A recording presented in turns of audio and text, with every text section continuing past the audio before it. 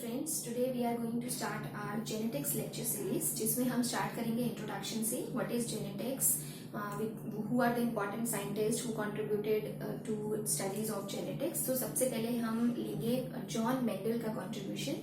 John Mendel is also known as father of genetics क्योंकि इसने बहुत ज्यादा कंट्रीब्यूशन दिया था और बेसिक अंडरस्टैंडिंग जो जेनेटिक्स की है वो हमें मेंडल के लॉ से ही पता चला है। सो एक टाइम लाइन स्टडी करेंगे कौन से इंपॉर्टेंट इवेंट्स हैं।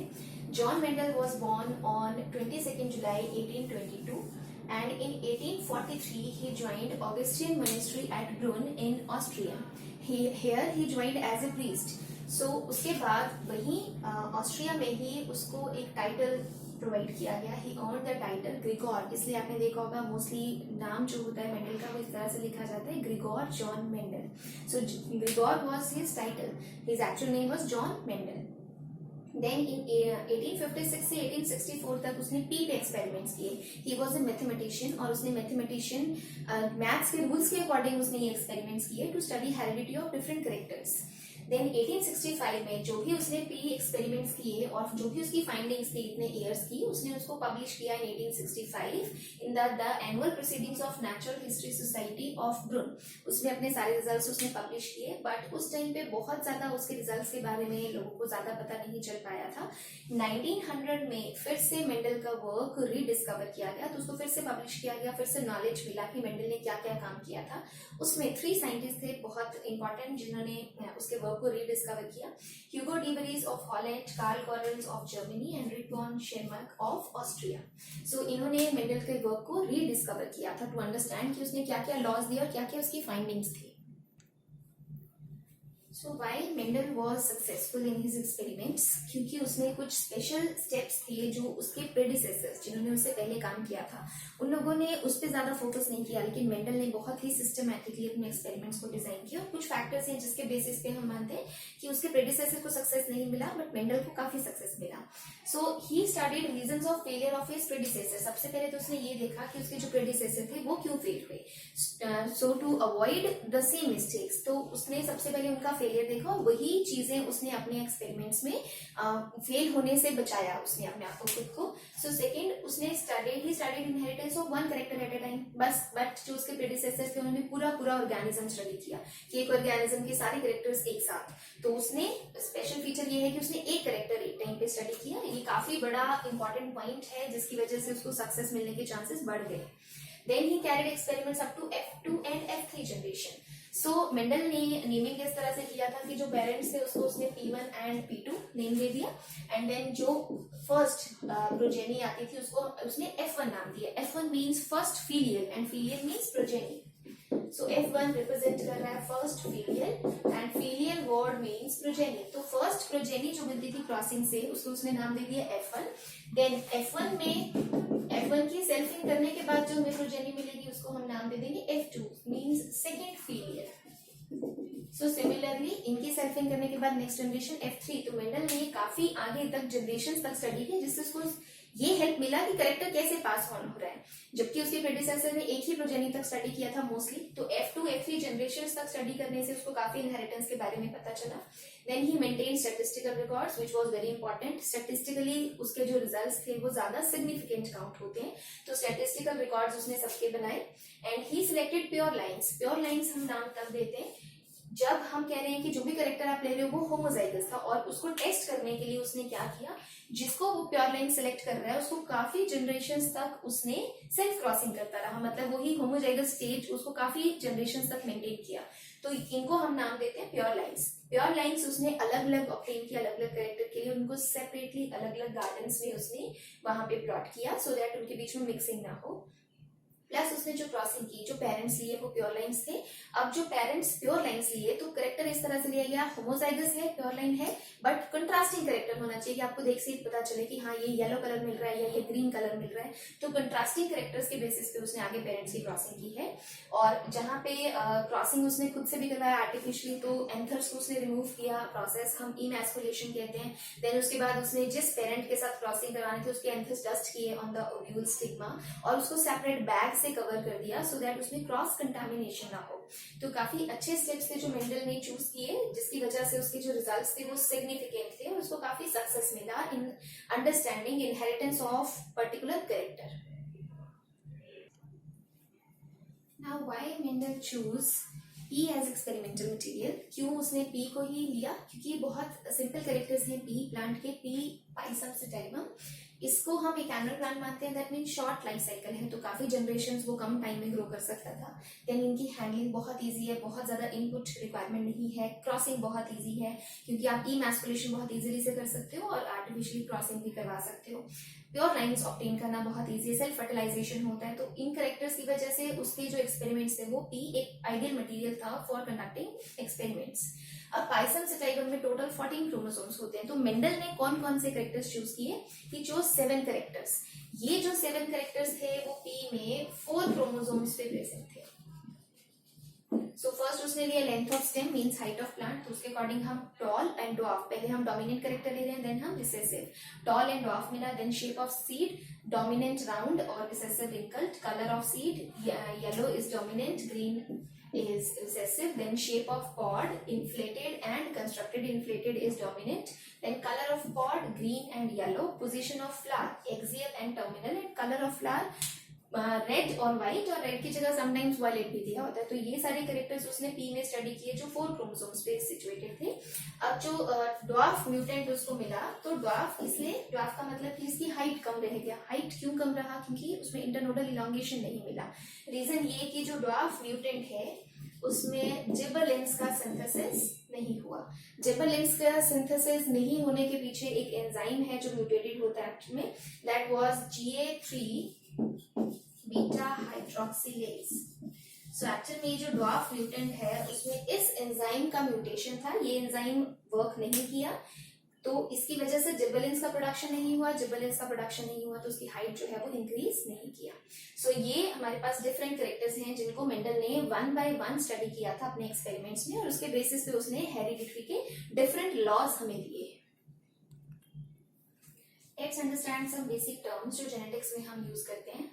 First is forward genetics. Forward genetics and reverse genetics, तो दोनों में डिफरेंस क्या है? फॉरवर्ड जेनेटिक्स का मतलब है जब हम स्टडी इस तरह से कर रहे हैं कि हमने एक फिनोटाइप चूज किया, फिनोटाइप मतलब जो एक्सप्रेस्ड कैरेक्टर है हमने वो चूज किया, और उसके बेसिस पे हम एनालिसिस करते हैं अप टू डीएनए लेवल।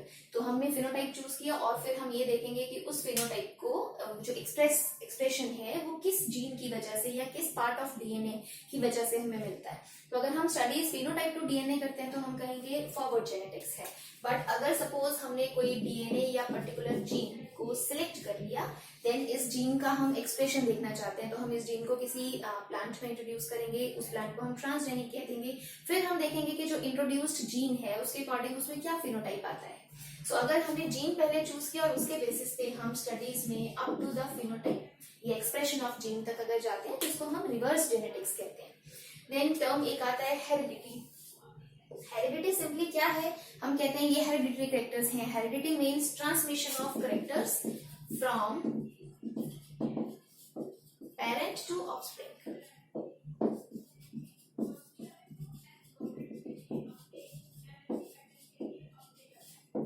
इसको हम वर्टिकल ट्रांसफर भी कह सकते हैं क्योंकि हम एक जनरेशन से नेक्स्ट जनरेशन में ट्रांसफर देख रहे हैं। तो हेरिडिटी का सिंपल मीनिंग है कि कैरेक्टर्स जो हैं वो पेरेंट से ऑफस्प्रिंग तक कैसे जा रहे हैं। जो कैरेक्टर हम पर्टिकुलर ले रहे हैं, हर कैरेक्टर को कोड करने के लिए एक पर्टिकुलर जीन होता है बेसिकली। तो मतलब हेरिडिटी कैरेक्टर्स को कंट्रोल कौन कर रहा है? जीन्स कंट्रोल कर रहे हैं। देन एक टर्म यूज किया जाता है वेरिएशंस। वेरिएशंस का मतलब सिंपली क्या है? जो भी हमें चेंजेस मिलेंगे, और चेंजेस आप डिफरेंट फील्ड्स में ले सकते हो, साइटोलॉजिकल हो सकते हैं, मॉर्फोलॉजिकल हो सकते हैं, behavioural etcetera, physiological you can take.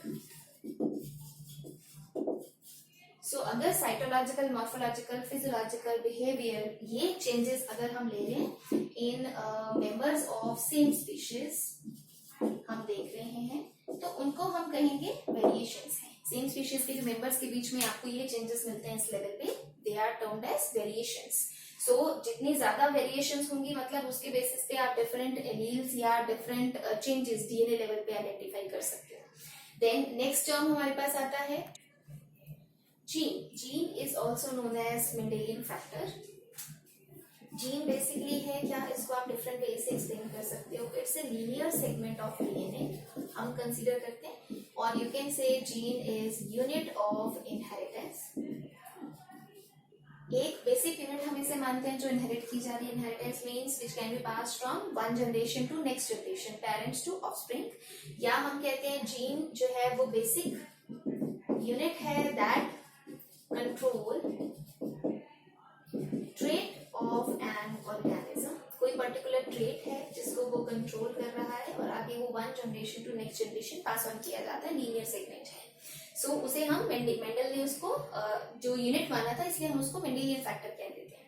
Then alleles क्या है? एलील्स बेसिकली रिप्रेजेंट करती हैं two alternate forms of gene. अगर हम एक डिप्लॉइड ऑर्गेनिज्म स्टडी कर रहे हैं तो जीन की जो डिप्लॉइड ऑर्गेनिज्म में जीन को हम दो वेज में रिप्रेजेंट करेंगे, क्योंकि टू हर पेयर होमोलोगस क्रोमोसोम जो होते हैं उनका एक पेयर होता है, तो पेयर के अकॉर्डिंग हर जीन के टू एलील्स प्रेजेंट होते हैं. सो हम कहेंगे two alternate forms of a gene. और यू कैन से एलील्स बनते कैसे हैं?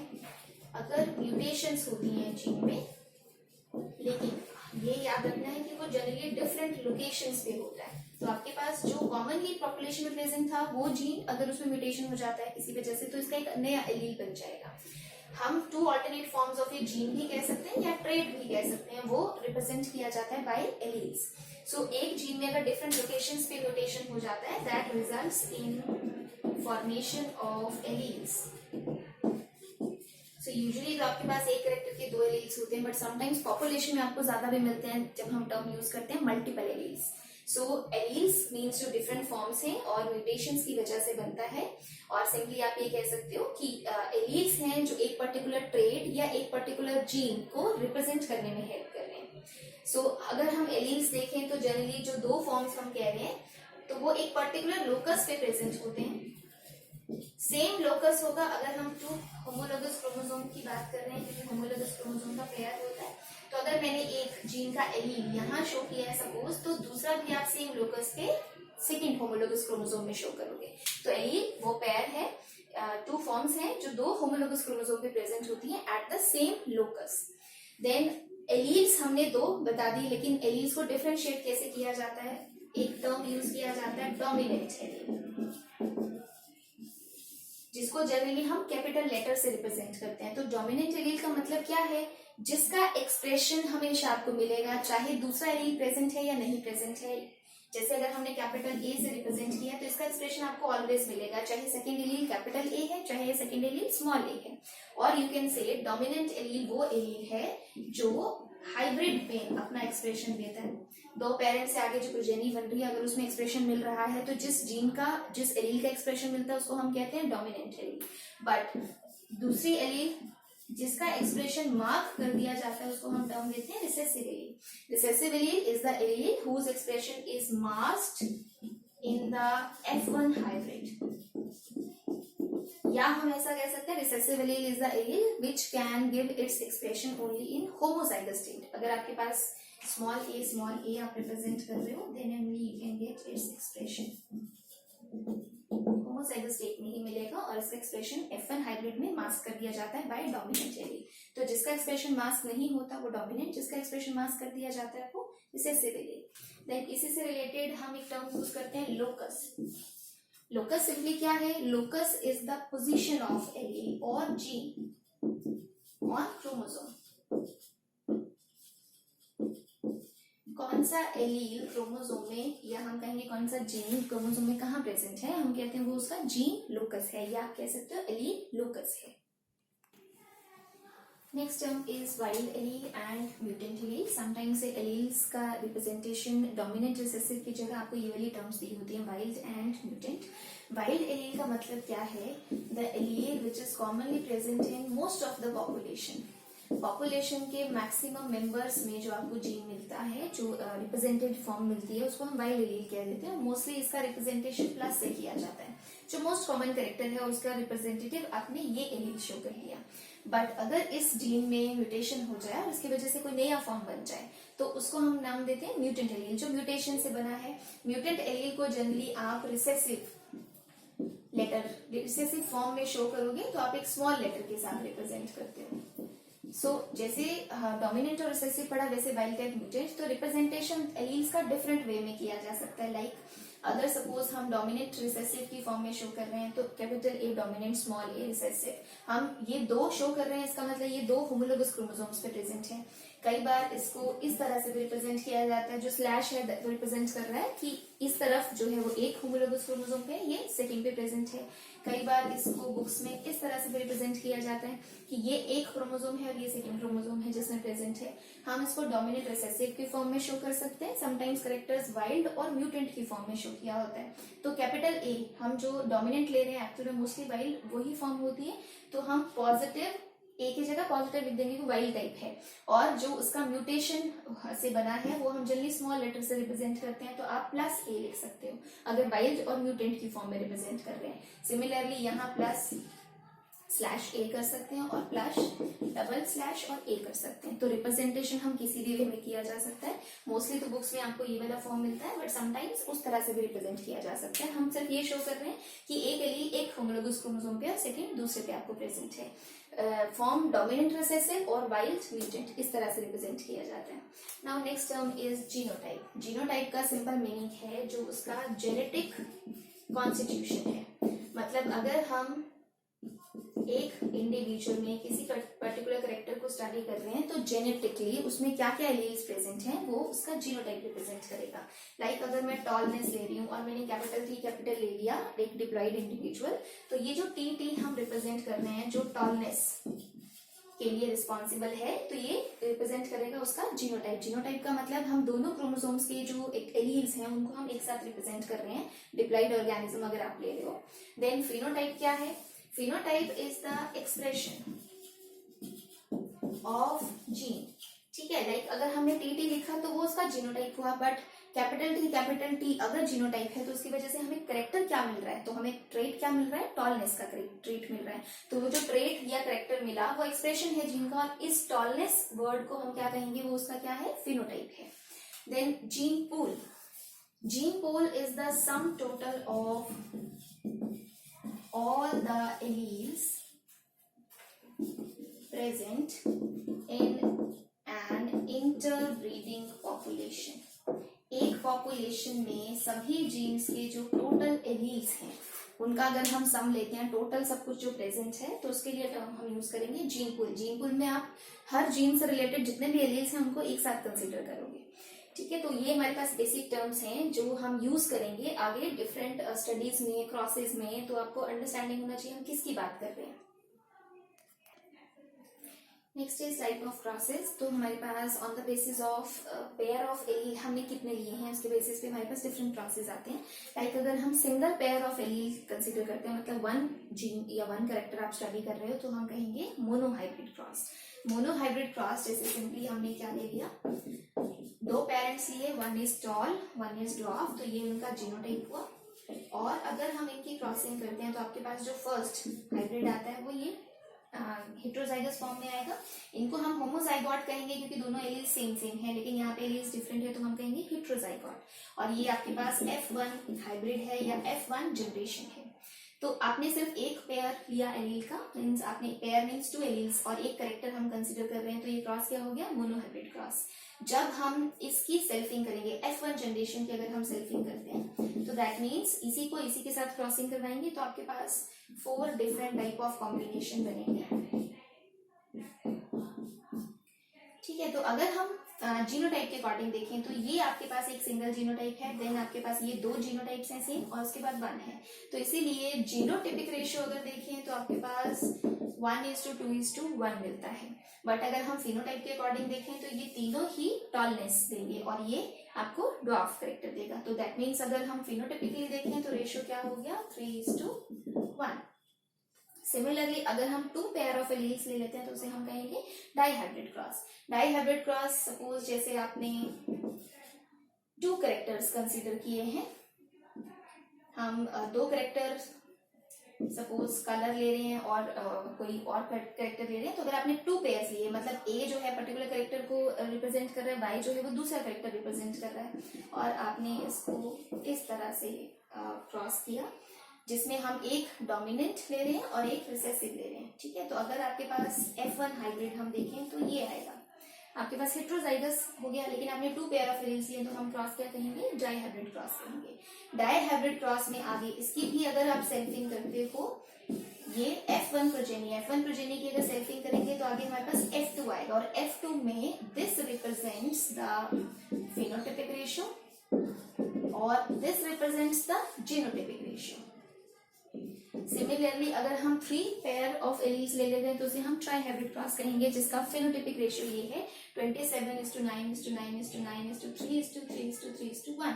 तो जीनोटाइपिक देखेंगे हम तो और भी ज्यादा बड़ी आएगी, तो आपने 3 पेयर्स अगर लिए तो ट्राई हाइब्रिड क्रॉस कहेंगे। सिमिलरली एक और टर्म यूज किया जाता है बैक क्रॉस। बैक क्रॉस का मतलब है जब हमने F1 हाइब्रिड को क्रॉस किया with one of its parents, like अगर हमने ये वाला क्रॉस लिया तो आपके पास F1 हाइब्रिड ये था TT, अगर मैं ये जो हमारे पास F1 हाइब्रिड आया इसको चाहे इसके साथ क्रॉस करती हूँ चाहे इसके साथ, अगर किसी भी एक पेरेंट के साथ क्रॉस करेंगे तो उसे हम कहेंगे back cross. F1 hybrid with one of its parents,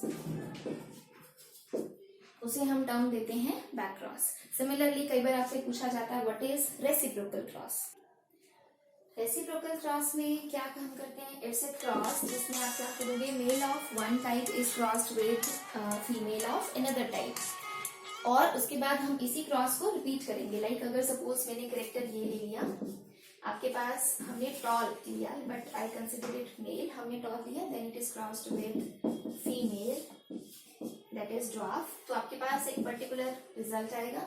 similarly अगर हमने अब यही चेंज कर दिया, आपने male of one type and female of another, अब आपने सेकंड क्रॉस में क्योंकि वाइसा वर्सा भी हमने देना है तो हमने मेल ड्वार्फ लिया एंड देन फीमेल टॉल लिया, male of one type crossed with female of another type, और उसके बाद वही आपने एक्सचेंज कर दिया तो आपके पास इसमें रिजल्ट्स आएंगे और उसमें रिजल्ट्स आएंगे, उसे हम कहते हैं रेसिप्रोकल क्रॉस। और अगर हमें टर्म दिया है टेस्ट क्रॉस, टेस्ट क्रॉस का मतलब है कि आपके पास कोई भी इंडिविजुअल गिवन है, सपोज मेरे पास हाइब्रिड फॉर्म गिवन है हेट्रोजाइगोट, और अगर हम इसको रिसेसिव पेरेंट के साथ करेंगे, टेस्ट क्रॉस में हमेशा एक कंडीशन श्योर है कि आपके पास जो एक पेरेंट होगा वो कैसा होगा, रिसेसिव। जो आपको गिवन है वो कुछ भी हो सकता है, होमोजाइगोट भी हो सकता है, डोमिनेंट होमोजाइगोट, रिसेसिव भी हो सकता है, हेट्रोजाइगोट भी हो सकता है, बट एक पेरेंट हमेशा क्या होगा, रिसेसिव। तो अगर इस तरह का क्रॉस दिया जिसमें रिसेसिव के साथ हम क्रॉसिंग करवाते हैं ऑफ द गिवन जीनोटाइप, उसे हम कहेंगे test cross. So generally suppose अगर हमें ये दिया है तो आपके पास ये आ जाएगा, रेशियो इज 1:1। अगर मोनोहाइब्रिड क्रॉस है, डाई हाइब्रिड है तो 1:1:1:1। टेस्ट क्रॉस में हमेशा आपको ये रेशियो मिलता है। सो ये हमारे पास डिफरेंट टाइप ऑफ क्रॉसेस हैं। Let's discuss laws of Mendel. So genetics में उसने क्या क्या लॉ दिए, first is law of dominance. Law of dominance के according expression of only one form of parental trait is expressed in the F1 हाइब्रिड, और generally जो अपना एक्सप्रेशन दे देता है उसे हम डोमिनेंट एलील कहते हैं, और जिसका एक्सप्रेशन मास्क हो जाता है उसे हम रिसेसिव एलील कहते हैं। सो अगर आपके पास ये हमें दे रखा है तो हम ये मान रहे हैं कि अगर F1 प्रोजेनी बनता है तो आपके पास ये हाइब्रिड आ गया। हाइब्रिड में जो अपना एक्सप्रेशन दे रहा है, लाइक कैपिटल T की वजह से आपको टॉलनेस ट्रेट मिलेगा, तो T अपना एक्सप्रेशन दे रहा है तो that means capital T dominant allele हुआ, और स्मॉल t अपना एक्सप्रेशन नहीं दे पा रहा, यहाँ पे उसका एक्सप्रेशन मास्क है तो यहाँ हम कहेंगे वो कैसा है, रिसेसिव एलील है। ये है लॉ ऑफ डोमिनेंस कि एक एलील जो होगा डोमिनेंट होगा, जो F1 में अपना एक्सप्रेशन देगा, और एक जो होगा वो रिसेसिव होगा। Then second is law of segregation. Law of segregation को हम law of purity of gametes भी कहते हैं या law of splitting of hybrids भी कहते हैं। सपोज अगर हमारे पास ये पेरेंट है तो इस पेरेंट से आपके पास जो गेमीट बनेगा उसमें सिर्फ एक सिंगल टी प्रेजेंट होगा। लाइकवाइज इस पेरेंट से आपके पास small T, so that means that gametes are pure and contain only one allele.